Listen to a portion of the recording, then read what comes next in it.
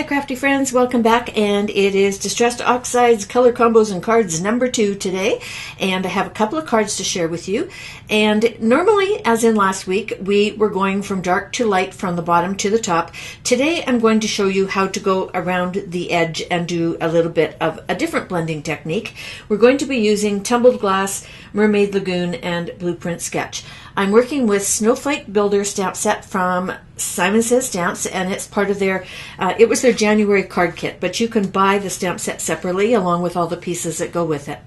So originally we started with white paper. I'm not going to do that today. I'm going to start with blue, and this is Sea Glass from Simon Says Stamps. So you'll notice that the center of the card is light blue, and then it progressively gets to dark blue. And the reason I'm starting with blue is it cuts the blending in half, because you've already started with a color. You're just adding more over top of it. So I'm starting with the lightest, which is the Tumbled Glass, and using my blending tools from Ranger. And I'm not too particular about filling it in, especially at the edges, because that's where the darker colors are going to go.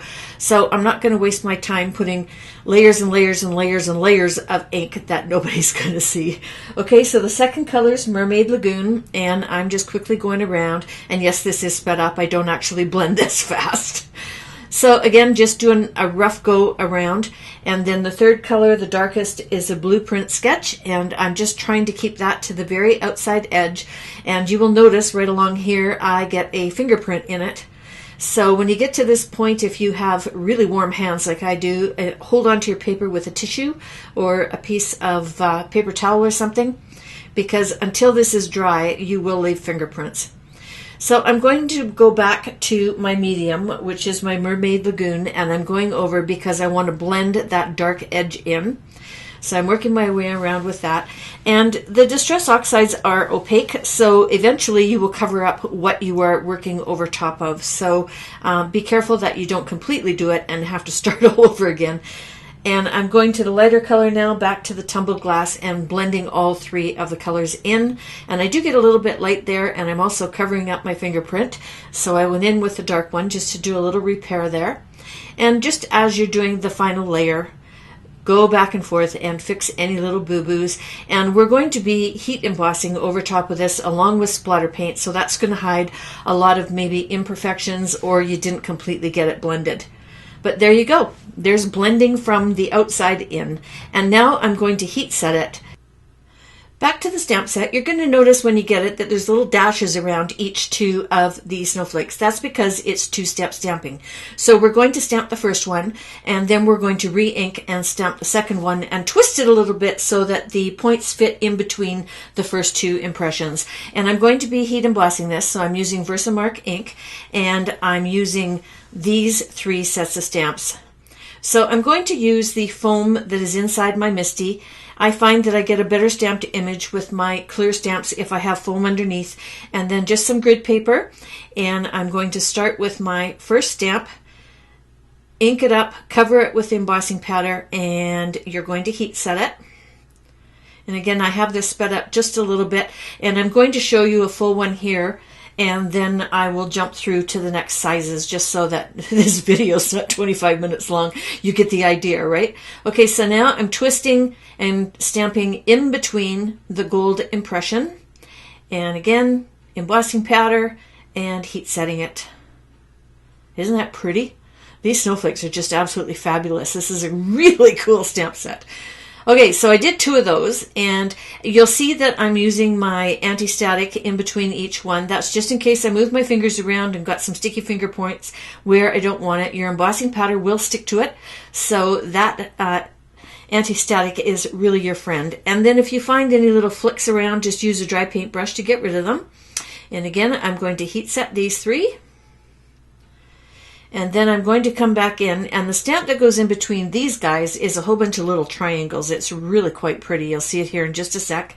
Okay, anti-static, and then I'm coming back and I'm stamping all 3 of these guys at the same time. This is quite quick, so you can do that without the ink drying. And the Versamark is ink that just kind of holds the embossing powder in place until you can heat set it and make it permanent. So there we go. There's all 3 of these done. And then I took that final little one and I only did 1, and I came back in and I filled in some of the little spots. And I didn't do the second set of stamping. Just those little guys just to fill in and kind of round it out a little bit.